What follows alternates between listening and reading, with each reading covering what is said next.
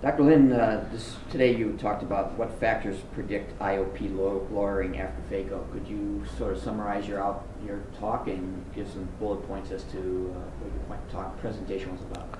Yes, I presented several new novel risk factors that are perhaps, risk factors that may be related to especially normal tension glaucoma development that I think clinicians should at least be aware of, may want to ask or check their patients for. And we will know in the future whether these risk factors are modifiable and can actually change the course of glaucoma, for example, the progression of normal tension glaucoma. And these risk factors include CSF pressure, myopia, especially high myopia, sleep apnea, low blood pressure, supplemental calcium and iron intake, especially if it's excessive. And lastly, history of birth control pill use. It's been shown that 3 or more years of birth control pill use is linked to higher rates of glaucoma among women, of course. Could you sort of summarize as a take-home message? What's the take-home message for the clinician?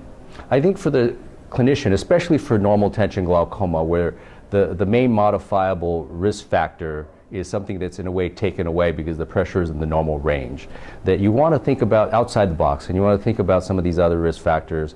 For example, I am starting to ask patients about whether they have sleep apnea, and they may even go and check to see if they have sleep apnea.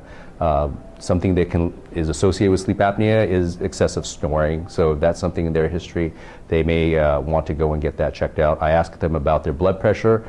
I'm even starting to check people's blood pressure, especially the ones with normal tension glaucoma that's progressive despite my being aggressive in treating their intraocular pressure. I've been starting to ask about whether they have calcium or iron use. Again, if you're at the very high levels, one of our studies showed that if you took it at the top quintiles, top 20% level, that you were more likely to have glaucoma in both iron and calcium. And also for women, if they've had a long history of birth control use, that's been associated with glaucoma. Again, all of these are things that are useful for, for finding out whether they may be the etiology, and some of them may be modifiable. For example, the blood pressure issue. You may actually confer with the internist and decide whether it would make sense not to have their blood pressure too low, or to change the time of the day that they take their blood pressure medication. For example, in the morning versus in the evening, when in fact the blood pressure is low at night, and you may in fact get the patient to dip too low with their blood pressure.